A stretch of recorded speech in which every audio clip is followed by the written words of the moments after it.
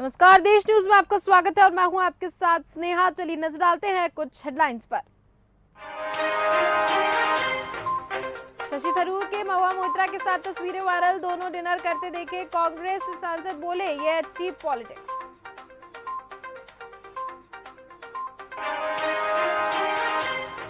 दिल्ली नोएडा की हवा खतरनाक हुई, राजधानी का AQI 306 पहुंचा। मुंबई में स्मॉग और भोपाल सबसे बेहतर।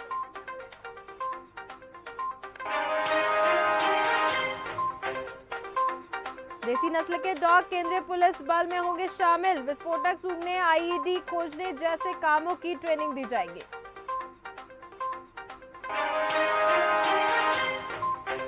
और बांग्लादेश में 2 ट्रेनों की टक्कर, 13 लोगों की मौत, मरने वालों की तादाद बढ़ने की आशंका।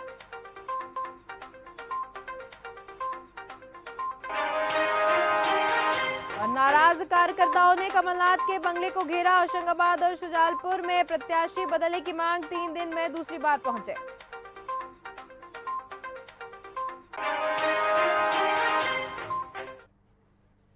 चलिए बढ़ते हैं खबरों की तरफ। तो जबलपुर में कांग्रेस प्रत्याशी नामांकन दाखिल करने कलेक्टर कार्यालय पहुंचे। बता दें कि बिना ढोल धमाकों के बरगी से विधायक संजय यादव और सिहोरा से एकता ठाकुर ने अपना नामांकन दाखिल किया। साथ ही संजय यादव ने बयान दिया है कि इस बार मैं नहीं, बरगी की जनता चुनाव लड़ रही है।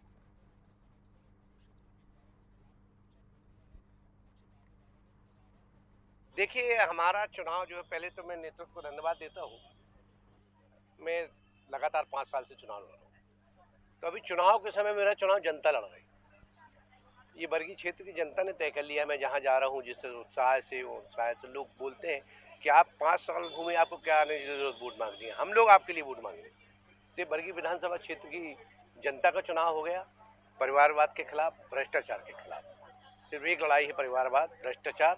उस शहर में, क्षेत्र में मैं जहाँ भी जाता हूँ, कोई मेरे से बताता है कि आपसे नाराज है, मैं जाता हूँ, अरे बोले भैया देखो, नाराजगी की बात अलग है, लेकिन हमें क्षेत्र में शांति चाहिए। और 5 साल शांति मिली, विकास मिला। जी, सबसे पहले तो मैं शीर्ष नेतृत्व का बहुत धन्यवाद देती हूँ कि मुझ जैसी पार्टी की छोटी सी कार्यकर्ता को उन्होंने मौका दिया।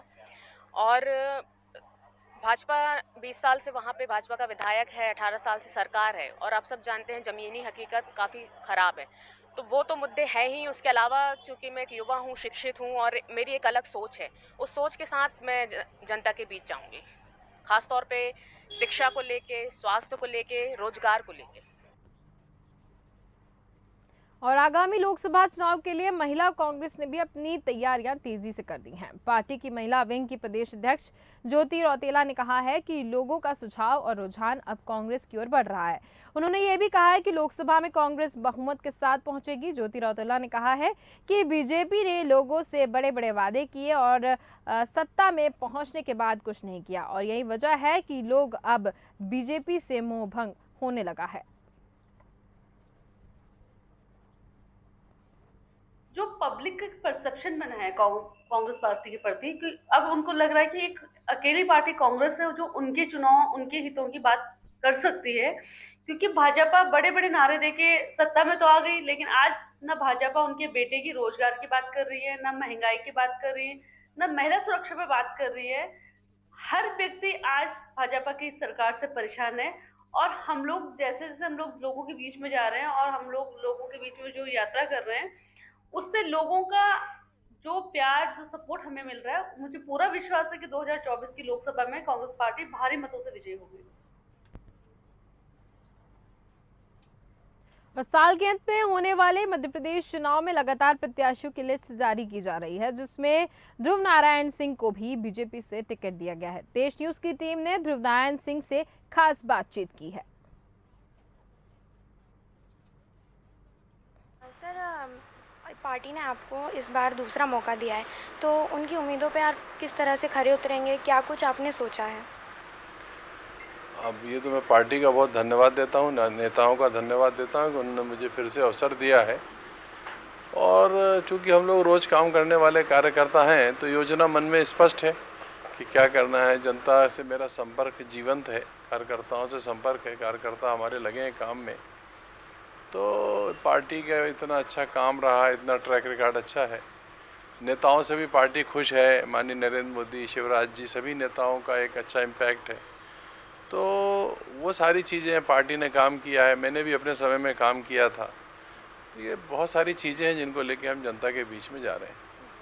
सर, जैसा कि आप जनता के बीच में आपने कहा कि आप जा रहे हैं, तो उनसे क्या कुछ फीडबैक देखने को मिल रहा है? वो क्या कहना चाह रहे हैं और क्या कुछ उन्होंने कहा है अभी तक? एक तो उन्होंने ये कहा है कि पिछले कई वर्षों से ये विधानसभा क्षेत्र विकास के नाम पे अछूता है। यहाँ पे विकास नहीं हुआ, काम नहीं हुए लोगों के, और लोग भी नेग्लेक्टेड फील करते हैं। एक तो ये है। दूसरा ये है कि एक जो विधायक का रोल होता है, जो प्रजातंत्र की बहुत महत्वपूर्ण कड़ी होता है, उस रोल से भी यह विधानसभा मोटे तौर पे महरूम रही है। तो ये फीडबैक है, वो लोग चाहते हैं अच्छा हो, तो जहाँ जाते हैं रिस्पांस अच्छा है, लोग सपोर्ट का वायदा भी कर रहे हैं। और बैतूल में शारदीय नवरात्रि पर्व की नवमी पर कांग्रेस प्रत्याशी नीलय विनोद डागा ने चुनावी रणभेरी का शंखनाद करते हुए चुनावी बिगुल फूंका है। विधायक नीलय डागा अपने सैकड़ों कार्यकर्ताओं के साथ पदयात्रा पर निर्वाचन कार्यालय पहुंचे और नाम निर्देशन पत्र दाखिल किया। बता दें कि कांग्रेस प्रत्याशी के साथ कांग्रेस जिला अध्यक्ष सुनील शर्मा और ग्रामीण जिला अध्यक्ष हेमंत वागाद्रे के नेतृत्व में अपने निजी निवास से अपने समर्थकों और बैंड बाजों के साथ पैदल चलकर गांधी चौक पहुंचे। यहां राष्ट्रपिता की प्रतिमा पर माल्यार्पण करने के बाद छोटा राम मंदिर, प्राचीन शिव मंदिर में पूजा अर्चना की। 24,500 घोषणाएं कर चुके हैं, नारियल लेके अपने साथ घूमते थे। आज आचार संहिता लगने के बाद उनको कोई पूछ नहीं रहा है, उनकी सभाओं में कोई लोग जनता जाना पसंद नहीं कर रही है। भ्रष्टाचार का टापू इस प्रदेश को बना के रखा हुआ है, इस प्रदेश को बीमारू प्रदेश बना के रखा हुआ है। 4 लाख करोड़ का इस प्रदेश के ऊपर कर्ज हो चुका है। हमारी सरकार जनता बनाएगी और जनता को कमलनाथ जी और कांग्रेस पार्टी को पूरा भरोसा है, और हमारी सरकार बनेगी। 1,500 रुपये प्रति महिला को दिया जाएगा, 100 यूनिट बिजली मुफ्त दी जाएगी। किसानों के लिए 5 HP की मोटर तक का कोई बिजली बिल नहीं आएगा। किसानों के बकाया बिल पूरे माफ़ किए जाएंगे। OPS पुरानी पेंशन स्कीम वापस लाई जाएगी। जिन किसानों का कर्ज माफ़ नहीं हुआ था, उनका कर्ज माफ़ किया जाएगा। ये 1ली से 8वीं तक के बच्चों को 500 रुपये स्टाइपेंड दिया जाएगा। 9वीं 10वीं के बच्चों को 1,000 रुपये स्टाइपेंड दिया जाएगा और 1,500 रुपये 11वीं 12वीं के बच्चों को दिया जाएगा।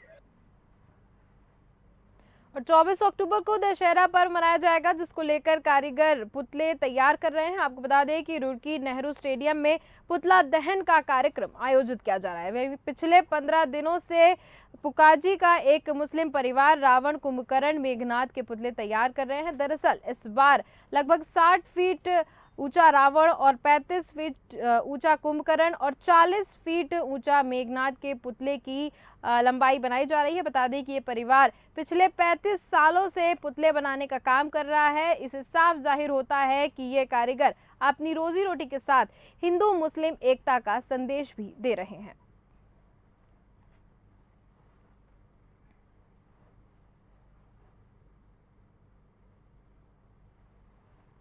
और बुरहानपुर में कांग्रेस के बाद अब भाजपा को भी बगावत देखने को मिली है। बुरहानपुर में हर्षवर्धन को टिकट ना देकर पार्टी ने बड़ी मुसीबत ले ली है। बता दें कि वादे के बाद भी टिकट ना देना हर्षवर्धन ने इसे फरेब बताया है। बगावती सुरों में उन्होंने कहा है कि जनता का आदेश शिरोधार्य हुआ है और उसके लिए मैं तैयार रहूंगा, और रही बात तो ना किसी का डर और ना ही किसी का भय है। अगर आप लोगों ने तय कर लिया तो आंख मूंद कर रण में उतर जाऊंगा। आप लोगों के लिए तो एक ही बात कहने का दिल कर रहा है कि एहसान मेरे दिल पर तुम्हारा है जो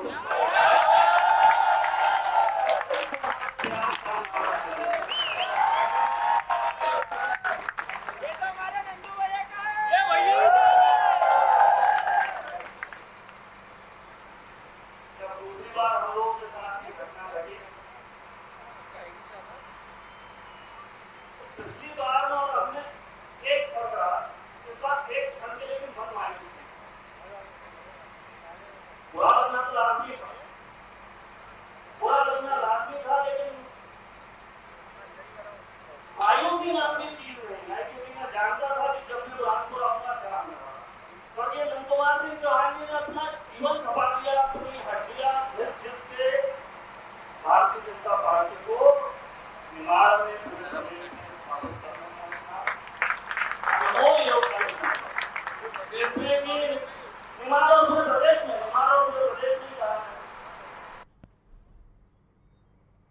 श्री केदारनाथ धाम सहित 4 धामों में इस वर्ष श्रद्धालुओं का नया रिकॉर्ड स्थापित हुआ है।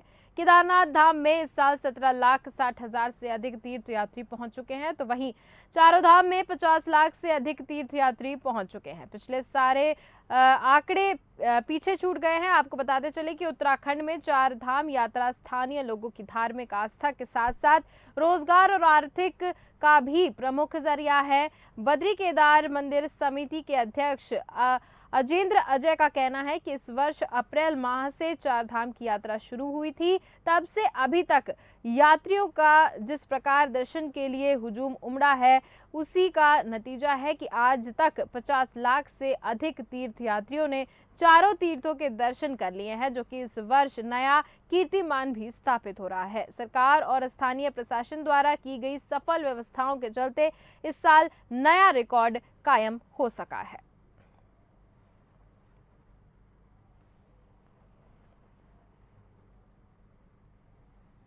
गत वर्ष प्रदेश के माननीय मुख्यमंत्री जी के नेतृत्व में 4 धाम यात्रा की तैयारियों को लेकर के विस्तृत कार्य योजना तैयार की गई और मुख्यमंत्री जी के स्तर से लगातार यात्रा व्यवस्थाओं की मॉनिटरिंग की गई। तो इसका परिणाम रहा कि गत वर्ष जो श्रद्धालु तीर्थयात्री हमारे प्रदेश में आए, उनकी संख्या का एक नया कीर्तिमान स्थापित हुआ है और इस वर्ष भी अब तक 50 लाख की संख्या पार कर चुके हैं और अभी कपाट बंद होने में कुछ दिन। लालकुआं कोतवाली परिसर में आगामी त्योहारों के मद्देनजर अमन कमेटी की बैठक आयोजित की गई, जिसमें दशहरा, दुर्गा पूजा, वाल्मीकि जयंती, दीपावली आदि पर्वों को शांतिपूर्ण रूप से मनाए जाने की अपील की गई। वहीं कोतवाली के प्रभारी निरीक्षक DR वर्मा ने व्यापारियों से दीपावली पर्व पर निर्धारित स्थानों पर ही पटाखों की दुकान लगाने की हिदायत दी है। इसके साथ ही सभी व्यापारियों से CCTV कैमरे लगाने की अपील की गई है, जिससे चोरी की वारदातों पर अंकुश लगाया जा सके। इसके साथ ही जुआरियों को सख्त चेतावनी देते हुए जुआ सट्टेबाजी खेलने पर कठोर कार्रवाई किए जाने की हिदायत दी है। पर्व के पीस कमेटी की जो संपूर्ण थाने से, जिसमें बतौर से पता से लालकुआं से माननीय के दौरान इस त्योहार को सकुशल कैसे संपन्न किया जाए, इसके बारे में चर्चा की गई। क्या प्रिकॉशन बरता जाए, इसके बारे में बताया गया। सभी को सुरक्षित रहने और सकुशल त्योहार मनाने हैं। और उत्तराखंड में दिसंबर महीने में होने वाले इन्वेस्टर समिट को कामयाब बनाने के लिए राज्य सरकार ने एडी चोटी का जोर लगा दिया है, जहां मुख्यमंत्री इन्वेस्टर समिट को सफल बनाने के लिए लगातार विदेशी दौरे कर रहे हैं। वहीं अब व्यवस्थाओं को लेकर शासन प्रशासन ने भी कमर कस ली है और तैयारियां तेजी से कर दी हैं।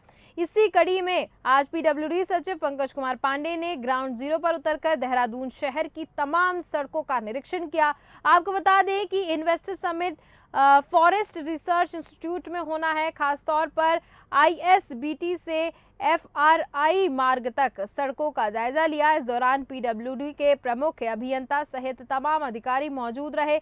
निरीक्षण के दौरान सचिव PWD पंकज कुमार पांडे ने बताया कि इन्वेस्टर समिट को लेकर हमारी टीम मुस्तैदी से कार्य कर रही है। दिसंबर के फर्स्ट वीक में इन्वेस्टर समिट यहाँ पे प्रस्तावित है, जिसके लिए माननीय मुख्यमंत्री जी और सभी सरकार के वरिष्ठ अधिकारीगण लगातार इसमें प्रयास कर रहे हैं। उसी के दृष्टिगत मेरे द्वारा आज जो इम्पोर्टेंट सड़कें हैं, जिससे इन्वेस्टर समिट का जो वेन्यू है FRI, वहाँ तक लोग पहुँचेंगे और प्रस्थान आवागमन होगा, जिसमें उन रोड्स का मैंने इंस्पेक्शन किया है। उसमें अधिकतर सड़कें ठीक हैं, कुछ सड़कें हैं जिसमें कुछ प्रॉब्लम्स मिली हैं, तो उसके लिए मेरे साथ प्रमुख अभियंता थे, यहाँ के मुख्य अभियंता जो देहरादून देख रहे हैं वो भी थे, और तमाम और जो नीचे के अधिकारी हैं सारे लोग मौजूद थे। और नवरात्र के अष्टमी नवमी को देवी के मंदिर में श्रद्धालुओं की भारी भीड़ लगी। दून नगरी मंदिर में सुबह से ही पूजा अर्चना के लिए श्रद्धालुओं का तांता लगा रहा। पुजारियों ने पूजा अर्चना कराई तथा प्रसाद का वितरण किया। श्रद्धालुओं ने मंदिर पहुंचकर मन्नतें मांगी और आशीर्वाद भी लिया। झूला देवी कालिका मंदिर तथा राम मंदिर में भी श्रद्धालुओं ने पूजा अर्चना की और प्रसाद भी ग्रहण किया। मंदिरों में चहल पहल का माहौल रहा।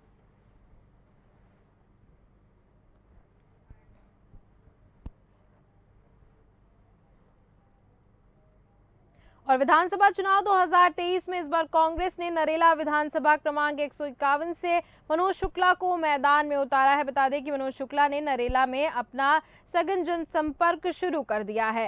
हालांकि कांग्रेस प्रत्याशी मनोज शुक्ला इस बार चुनाव में जनता के आशीर्वाद को जीत के रूप में देख रहे हैं, लेकिन नरेला विधानसभा के मतदाता इस बार अपने मत का उपयोग विकास कार्य को देखकर करने की बात कर रहे हैं। कई मतदाता अपने क्षेत्र में नाली पानी की समस्या से नाराज नजर आए हैं। बता दें कि किसी ने कांग्रेस को साथ तो किसी ने बीजेपी का साथ देते हुए नजर आए हैं यहाँ के लोग। और इधर कांग्रेस के वरिष्ठ नेता कैलाश मिश्रा ने कहा है कि इस बार 7 विधानसभा पर कांग्रेस को भारी बहुमतों से जीत मिलेगी।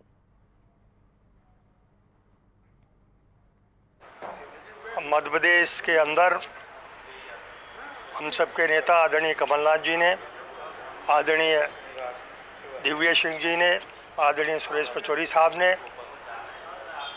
230 जो टिकट दिए हैं वो बहुत ही सोच समझ के दिए हैं। और कहीं ना कहीं कमलनाथ जी ने हर विधानसभा पर अपना सर्वे कराया है और सर्वे के आधार पर जो व्यक्ति चुनाव जीत सकता था उसको टिकट दिया है। मध्य प्रदेश के अंदर इस बार कांग्रेस की सरकार भारी बहुमत से बनने जा रही है और कहीं ना कहीं जनता ने भी मन बना लिया है कि भारतीय जनता पार्टी की 18.5 वर्ष की सरकार को हटाना है, शिवराज को हटाना है, कमलनाथ जी को लाना है और कांग्रेस की सरकार को बनाना है। जनता फैसला करेगी। जो पिछले 15 सालों में नरेला विधानसभा में डर का, भय का वातावरण है, इससे नरेला विधानसभा की जनता त्रस्त हो चुकी है और 2023 के विधानसभा चुनाव में ये नरेला की जनता विश्वास सारंग का पूरी अवस्था मान देगी।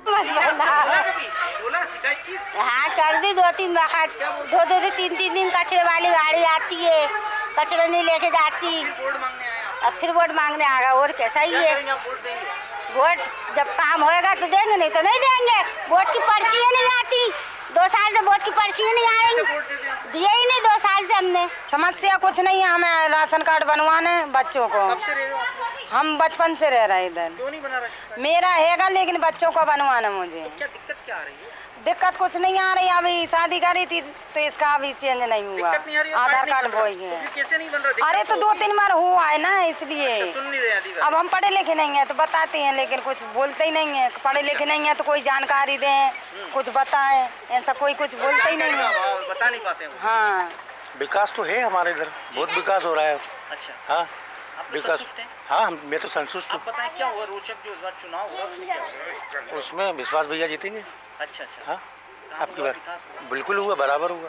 अच्छा, जो लोग बोल रहे हैं कि इस बार टिकट चेंज कर दिया है, वो 10 तरह के, आप सबकी ओपिनियन अलग होती है। क्या लगता है आपको, ये जीतने की वजह क्या मानते हैं? विश्वास काम करवाते हैं, छोटे छोटे लोगों को साथ लेके चलते हैं, इसलिए। अच्छा। और कुरवई में घोषित प्रत्याशी रानी अहिरवार प्रदेश कांग्रेस अध्यक्ष कमलनाथ की करीबी बताई जाती हैं। अजावर के लिए आरक्षित सीट पर कांग्रेस की ओर से रानी और प्रदीप अहिरवार 2 प्रमुख दावेदार थे। रानी ने भी जिला पंचायत सदस्य का चुनाव भारी मतों से जीता था। वह अहिरवार समाज संघ की प्रदेश अध्यक्ष और महिला कांग्रेस की प्रदेश महामंत्री हैं।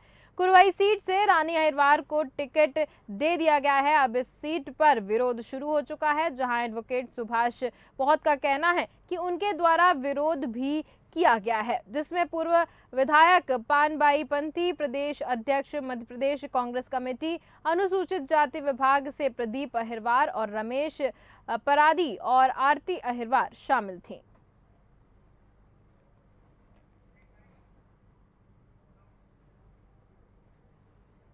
और टिकट न मिलने से नाराज टीकमगढ़ के भाजपा के पूर्व विधायक के श्रीवास्तव ने पार्टी की प्राथमिक सदस्यता से इस्तीफा दे दिया है। उन्होंने कहा है कि जिसे अपने खून पसीने से सींचा हो, उसे आज बड़े दुख मन से पार्टी के गलत निर्णय के कारण इस्तीफा देना पड़ रहा है। उन्होंने कहा है कि मैं पिछले 40 वर्षों से पार्टी के लिए कार्य कर रहा हूं और इस दौरान उन्हें कई बार जेल भी जाना पड़ा।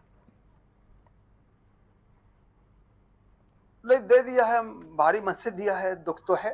भारतीय जनता पार्टी के जिसको खून पसीने से सींचा हो, जिसके लिए प्राण लगाए हो, लोगों की धमकियां 18-18, 20-20 केस झेले हो, जेल चले गए हो, भाई चला गया जेल, मैं चला गया, मुझे कई प्रकार की दिक्कतें आई है। और उसके बावजूद भी भारतीय जनता पार्टी, संघ, विद्यार्थी परिषद इन सब के लिए लाठी, जेल, सब कुछ किया और उसके बाद आज छोड़ना पड़ा तो इनके गलत निर्णयों के कारण, और आज त्याग पत्र दे दिया है प्राथमिक सदस्यता से। हालांकि मैं तो इस लायक भी नहीं समझा गया। हमारे मित्र वी.डी. शर्मा प्रदेश अध्यक्ष और मुझसे पीछे काम करने वाले, मेरे कोई सीनियर नहीं थे, मेरे पीछे ही काम करते थे वी.डी. शर्मा। वो मैंने उनको कहा कि मैं आपकी टीम में काम करना चाहता हूं, मैं प्रदेश कार्य समिति के लायक नहीं, मैं उस समय का जिला अध्यक्ष, जिस समय भारतीय जनता पार्टी जनशक्ति के से मुकाबला कर रही थी और लोगों को प्रदेश कार्य समिति में, मैं इस लायक भी नहीं था तुम्हारी टीम में। मुझे दिया क्या है तुमने इन 5 सालों में? मैंने विरोध नहीं किया। शिवराज जी ने मुझे फोन किया कि मेरा मन खराब था, तुम्हें टिकट नहीं दे पाया, अब कैसा मन है? मैंने कहा कि मैं विरोध नहीं कर रहा हूं, लेकिन इसका काम नहीं करूंगा। तो बोले बुधनी आ जाओ। मैं बुधनी चला गया इनके कहने पे। नहीं तो 2000-3000 वोट तो कहां जाते साले के श्रीवास्तव की केवल इशारे पर होता है। फिलहाल के इस बुलेटिन में इतना ही। देखते रहिए देश न्यूज। नमस्कार।